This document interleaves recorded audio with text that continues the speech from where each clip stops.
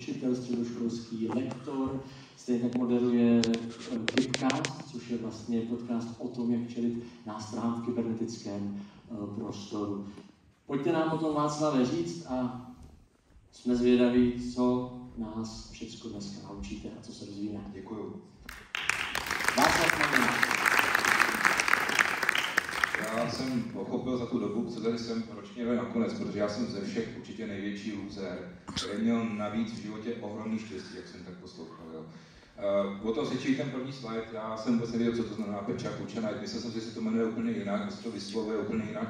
A kamarád mě poučil, že se to teda, že to je velká čest, tady víte, že to čte jinak. Fakt všichni mluvili o tom, že nezáleží vlastně na tom, pro co se na začátek rozhodnete. Takovým typickým jako příkladem je můj táta, který začal jako zootechnik, dělal potom veškerý práce, opravdu tovární komíny, ne komíník, ale kominář, jo, pod bedlivým dohledem StB a u toho honila veřejná bezpečnost. Pak přišla revoluce a najednou se to všechno nějak otáčelo a táta potom byl šéfem vlastně ochránky prezidenta. Jo, pardon.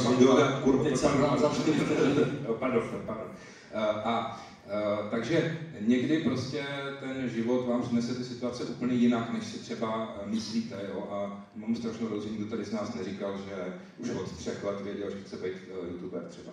Tohle jsem, prosím vás, já první den školy, jo. Poprvé v životě jdu do školy a z mého výrazu vidíte, jak moc jsem se těšil do té školy.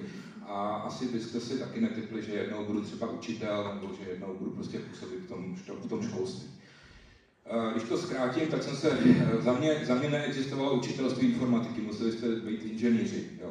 Takže jsem šel být inženýr v Praze, dopadlo to přesně tak, jako vidíte na tom obrázku, ten obrázek je z Bystra, z ČVUT, kde já jsem jenom chlastal a brečel. A tohle to jsem přesně viděl, že je můj život. Pak se to prostě všechno dokurvilo a potom jsem přišel konečně do Hradce a všechno začalo být zalitý sluncem. Aspoň jsem to v těch třeba 20 myslel. Potkal jsem tam svoji manželku, klasicky se zavolal do učitelky, jsme spolu do dneška. Prostě všechno to bylo, teď začaly takový ty hezký, prostě studentský leta a tak dále. Učil jsem na univerzitě, potom učil jsem tam, jak vidíte, jak malí děti, jo, to bylo krásné, že jsme prostě malí děti učili a učili jsme to samý, i pak dospěláky, kteří si dodělávali aprobace a vidíte, že vlastně ty výrazy v těch tvářích, ty děti si z toho dělají menší prdel a ty dospěláci jsou tak jako víc jako prostě, no. A pak teda to vypadalo, že pak jsem udělal to, čemu moje kamarádka říká PhD, a to je PhD, takže jsem jako udělal doktorát, jo, a vypadalo to, že teda už to mám nalajnovaný, že budu ten vědec, že budu na té univerzitě a tak dál. A že to prostě zkrátka má nějaký jako konečně jako směr, jo, že už to jako vypadá, že teda nějak jako se zamíchalo. To vidíte, to je mladý vědec, 30 pod 30, nebo co to má, prostě lidi do 30 mohli dělat takové pokusy. My jsme na té univerzitě dělali vlastně s mým kamarádem Karlem Miškou životnost optických médií a flešek, jo, na to jsme mohli získat nějaký granty a tak, takže jsme z toho vytřískali nějaký prachy. A tohle je vlastně zakončení mé kariéry, protože pak mě dali na starosti exkurze a to už jsem nedal. Jo? Takže takhle jsem já vypadal jako dozor na exkurzích, tohle mě dělali ty dospělí lidi, to prostě nešlo. Jo? A taky mě moje manželka řekla, že jsem si to na to zeptal, ona mi to řekla popravdě, kolik teda máme peněz v tom rodinném rozpočtu. Jo? Kolik já jako vysokoškolský pedagog přinesu domů. Takže v roce 2010 jsme s tím Karlem Miškou a s dalšíma kamarádama v naší kuchyni, že jako Klaus taky dělal všechno v kuchyni a prostě všechny podstatné věci zjistil, Mick Jagger taky zásadní věci napsal v kuchyni, tak my jsme založili firmu. A měli jsme v tom jakoby jasno, měli jsme přesně věděli, co chceme těm školám nabízet. Ani hovno samozřejmě, jo, prostě úplně jsme se vydali jiným směrem, znáte to, jo, však všichni to říkali stejně. Nicméně pár projektů fakt vyšlo. A já jsem se potom dostal, a mám velkou radost, že můj táta ještě byl naživu, tak to jako zažil, že se mě pozvali na ČVUT, na to samý ČVUT, a ti tam řeknu něco o tom e-learningu, to bylo takový hrozně hezký. Jo.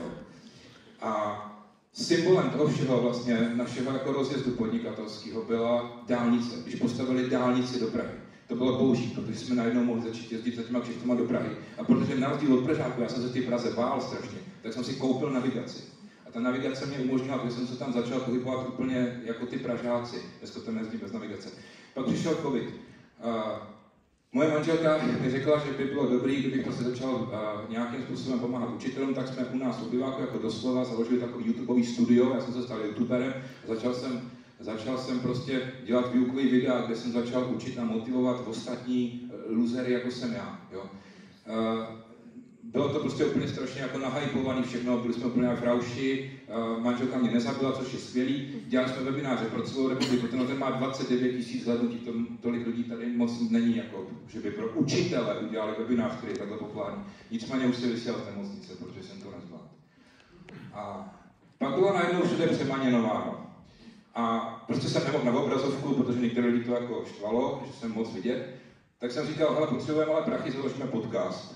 Jo. Shodou okolností teda včera ten podcast vyhrál 9. místo v nějaké kategorii podcast roku, business a tak. A to není podstatný. Důležitý je, že prostě já jsem založil podcast a vůbec jsem to jako neuměl. Vůbec jsem nevěděl, co to podcast je pořádně. Jo. No a jak se říká teda long story short, tak říkají mladí dneska, tak prostě se ukázalo po tom covidu a po tom podcastu, že nějak si mě lidi začínají zvát, tak tady mám prostě fotky z akcí, kde jezdím po celé republice a vlastně tu zkušenost předávám učitelům a tady jedna z takových akcí potom bylo vyvrcholením vlastně v kině Vesmír, já jsem z Trutnova, to je kino Vesmír v Trutnově, kde jsme udělali takovou akci rande s umělou inteligencí, což vymyslel mi skvělý kamarád Adam Wolf, který tady taky dneska se mnou je, a který vlastně jsme udělali takovou edukační akci pro lidi z ulice. Chtěl jsem vám říct, na rozdíl od těch manažerských pouček, a vlastně jenom potvrdím slova mých předřečníků, že je fakt úplně ukradený, co jste jako vystudovali, nebo co si jako myslíte, že budete v životě dělat. Je úplně jedno, co chcete. A není vůbec žádná slabost, když děláte něco, co nechcete, protože vám třeba onemocnil váš nejbližší člověk a musíte dělat něco jiného zkrátka. To je život. Je to naopak hrdinství. Jestli vás to nějak jako zaujalo ty věci, tak tady prosím vás paní na info, jsem na všech sociálních sítích, protože učím děti, takže musím. Jo. Kipcast, fakt dobrý podcast, dělám ho já, jo, mimochodem teda taky. A jsem všude. Děkuji vám za pozornost. Václav Maněna.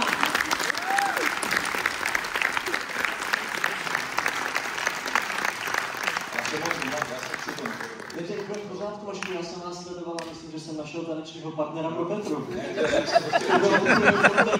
A ještě u toho stíhám mluvit, jako Vašek Petra, to bude za ty dnešního večera tady možná, to je krásný. Ne, děkuju moc. Pojďme to rovnou odpálit vašima dotazama. Tak to jsme neodpálili, tak dva, vy.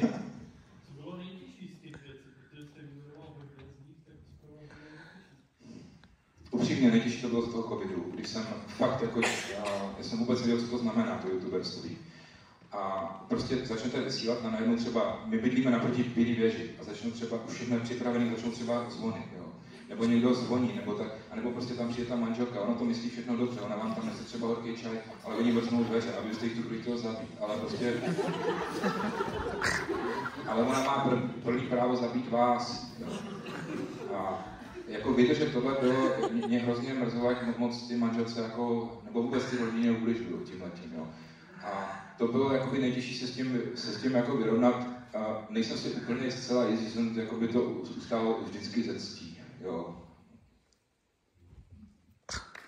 A taky není jednoduchý, jako na rovinu, taky není jednoduchý, když děláte něco, co víte, že je to hodně dobrý. Lidi vám za to třeba tleskají a přijde nějaký debil, který se prostě špatně vyspal, nebo má nějakou kamarádku, která to vaše místo potřebuje. To jsou takové jako životní momenty, jako, které jsou hodně těžké, jo. Ale jako to je život. Děkuji. Ptejte se vy. Co tě nejvíc baví, Vašku, jakoby youtuber, nebo předřečník, nebo řečník, jako? Já se přiznám, že mě baví dvě věci. Nebo takhle, co mě na tom baví to. Já opravdu nejsem takový ten typ člověka, který by, já bych za to učitelkou neměl odvahu jít, jo. Já bych to prostě neudělal, jo. Klobouk opravdu dolů. Čili mě na tom nebaví to, že mě zvou tam, kde mě vyhazovali a teď mě tam zvou. To mě tak nebaví. Ale mě baví to, že jezdím po celé republice a poznávám skvělý lidi. To není žádný klišé. Už tady dneska jsem nadšený z toho, co jsem viděl, protože jsem prostě viděl lidi, kteří dělají úžasné věci. Já jsem proti nim fakt loser, jo. Já jsem se narodil za komunistů, ale měl jsem Lego třeba, jo. A to je takový, jo, to není jako, jo, takže... takže mě baví to poznávat ty lidi, že to není tak hrozný, jako třeba to vidíme na sociálních sítích, nebo tak. Baví mě práce s mladýma lidma. To je jediná věc, přísahám jediná, která mi chybí z té univerzity. Jinak mi nechybí vůbec nic, ale ty mladí lidi, jako byl třeba Ondro ty, který prostě jako něco dělají a teďka ty vidí, že jsou lepší, než to, co jsi v tom naučil, tak to oni jako pokračují. To je jako jeden z nejhezčích pocitů. Docent Janiš tomu říká pedagogické orgazmy. Takže to je terminus technicus. To je nejhezčí věc, když vás někdo překoná. To je prostě nejlepší, co se vám může stát. No. To mě fakt baví. A pak mě ještě strašně baví předjíždět na dálnici oktávky. To je taková... to je prostě, já to vím. Já to i říkám proto, aby si mysleli, že jsem nějaký správňák, jo. Ale mě hrozně baví, já jsem měl, prostě jsme koupili na firmu dodávku, jak by řekli oni francouzského sráče. A teď prostě, když vidíte v té oktávce, jako to tam rve, a vy prostě si v tom francouzském sráči takhle přišla. Samozřejmě, že vám to v tu chvíli sežere 20 litrů a tak, ale jako...